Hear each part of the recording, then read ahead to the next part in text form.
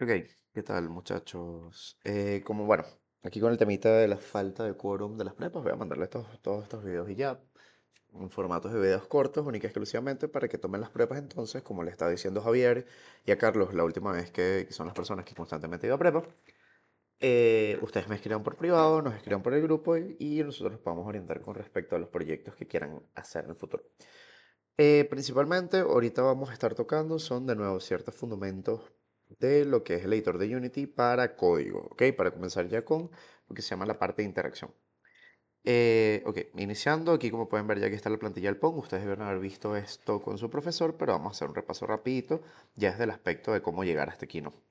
Principalmente, ya después de entender cómo se dividen las ventanas en Unity, empieza lo que es ya obviamente la creación del proyecto. Ustedes van a comenzar, obvio, con una escena vacía. En este caso estamos usando URP y una escena en 2D para crear esto. ¿Cómo llegamos hasta este estado que ya funciona? Como pueden ver, venir acá, voy a correr el juego.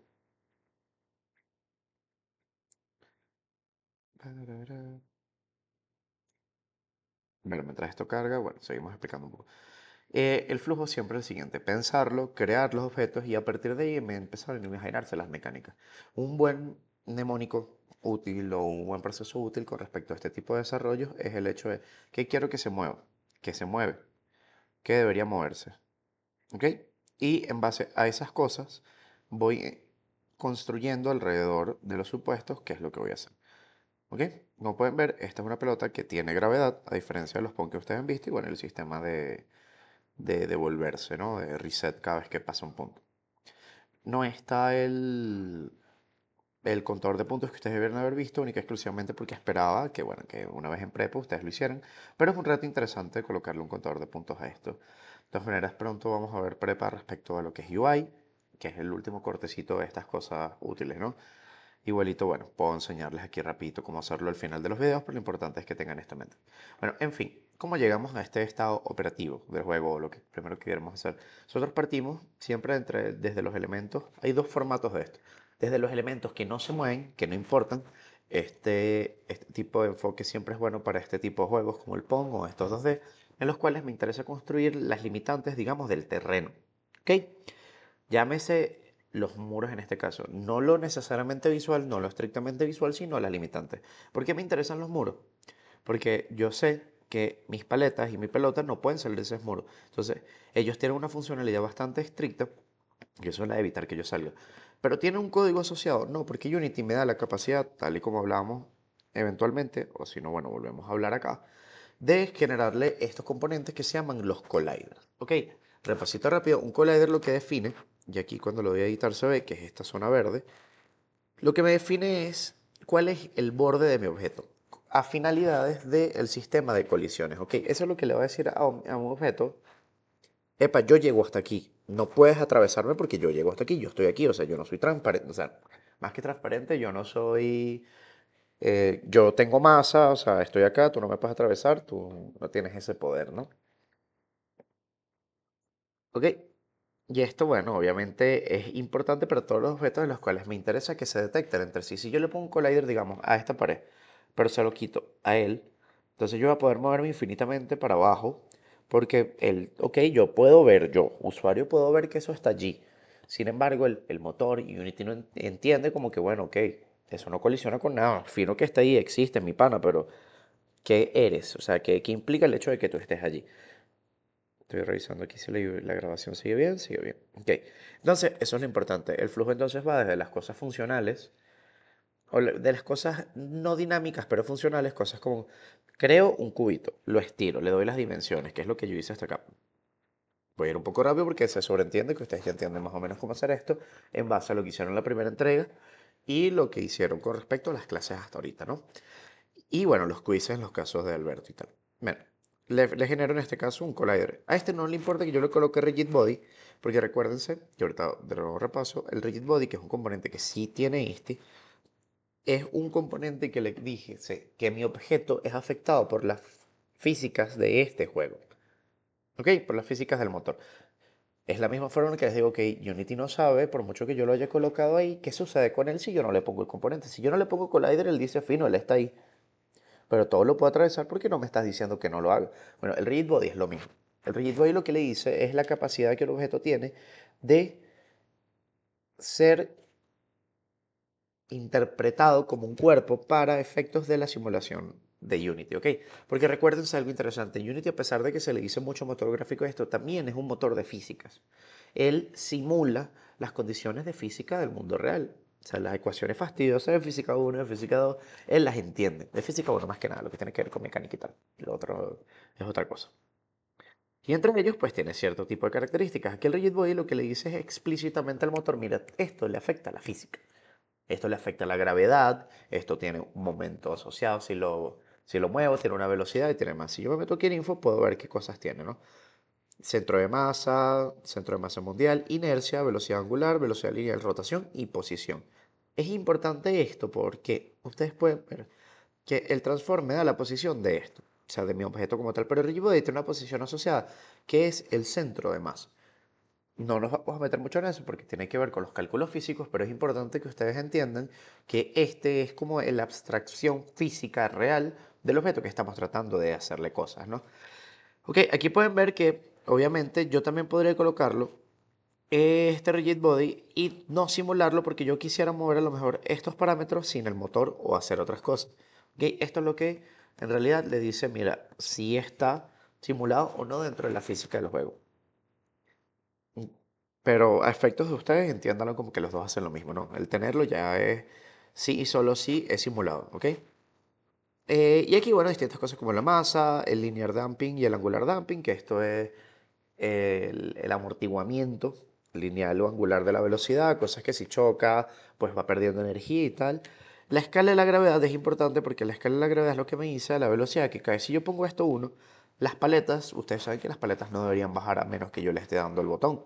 Pero si yo le pongo la gravedad 1, yo le estoy diciendo que la gravedad le va a ir afectando a este, o mejor dicho, la gravedad que le afecta a este objeto es de 1, que en este caso pues, es el equivalente que nosotros dijéramos 9,81 metros sobre segundos cuadrados, que es la escala de gravedad de nosotros. Él va a ir bajando lentamente, porque yo le dije explícitamente que la gravedad era 1. Si yo le digo que la gravedad es 3, va a bajar mucho más rápido. Si yo le digo que la gravedad es 50, cayó de golpe.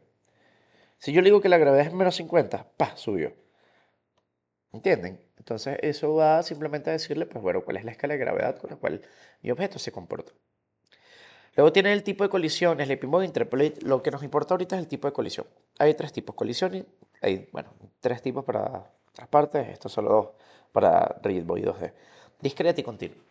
Discreta, por así decirlo, para los que ya están un poquito más avanzados en la carrera de ingeniería, saben que cuando algo es discreto, o podemos verlo de esta forma, cuando tú haces el cálculo entre dos puntos, la distancia entre dos puntos, llámese x1 y x2, si yo agarro solamente x1 y x2, que es delta x, eso es una cantidad discreta, porque la estoy contando, ¿verdad? O sea, es la distancia entre dos puntos. Yo sé que eso es un número. Sin embargo, y esto por definición de la integral, ustedes saben que si yo puedo esa distancia partirla en rectángulos chiquiticos, chiquiticos, chiquiticos, infinitamente pequeños, eso implica que la distancia entre ellos en realidad es una suma infinita, que es una integral, que me da eso. ¿Por qué esto es importante? Porque digamos que en cada segundo de tiempo, y puede que no les interese la parte matemática ahorita, simplemente para que vean y relacionen con los conceptos que probablemente estén viendo en la carrera, y todos, menos los que sean de humanidades, pero bueno, es importante que más o menos entiendan eso. Existen estos conceptos de continuidad o de discreción dentro de discretización dentro de lo que es las cosas que vemos en nuestro mundo, ¿no?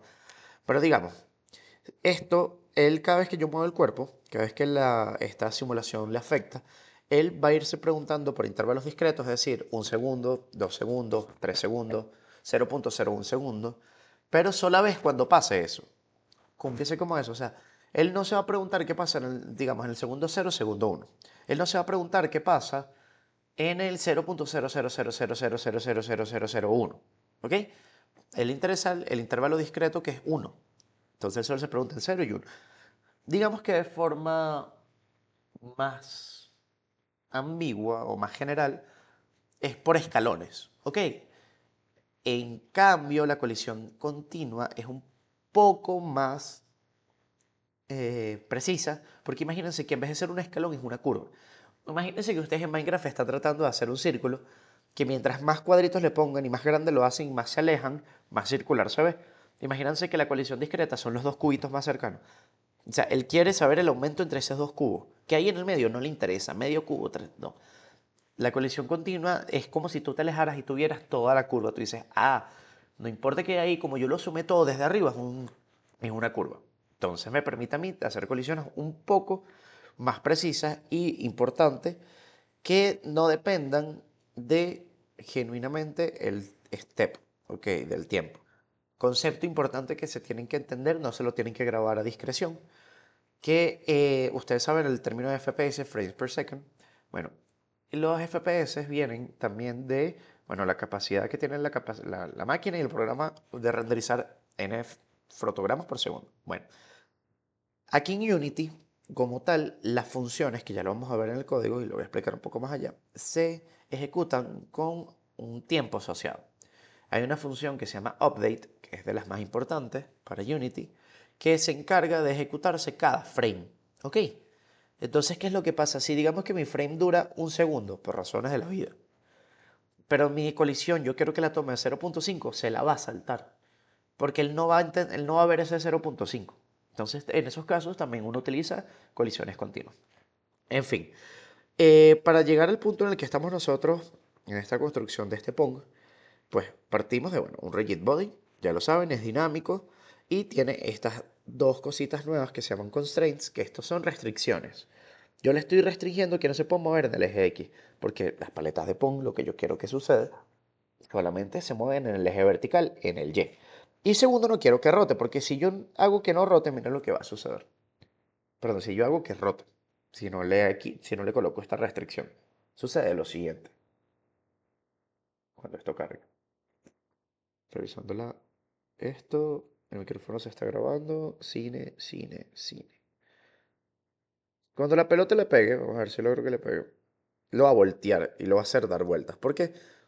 Porque claro, como esto se está simulando, ella le imprime una fuerza en una dirección que esto lo toma como rotación.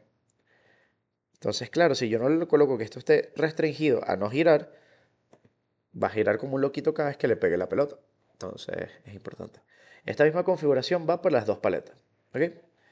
El collider, automáticamente ya él siempre se define las dimensiones de lo que están creando, al menos en el caso del Box Collider. Y si quisieran cambiar su tamaño, sería darle ahí el botón y bueno, cambiar. Poco más, poco menos. La pelota es similar. La pelota tiene un Circle Collider en vez de un Box Collider. Y adicionalmente tiene un Rigid Body y dos scripts. Y bueno, y un script acá y un script que va a haber en las paletas, que son los que estamos tomando ahorita, ¿no? Ahora sí, vámonos con lo que es el código. Porque ustedes pueden ver que acá, en general, no hay mucho. Son simplemente una construcción digamos, del campo de juego, de la paletería. Entonces, ahora sí nos vamos a lo que nos importa en general, que es genuinamente el paso de código. ¿Ok?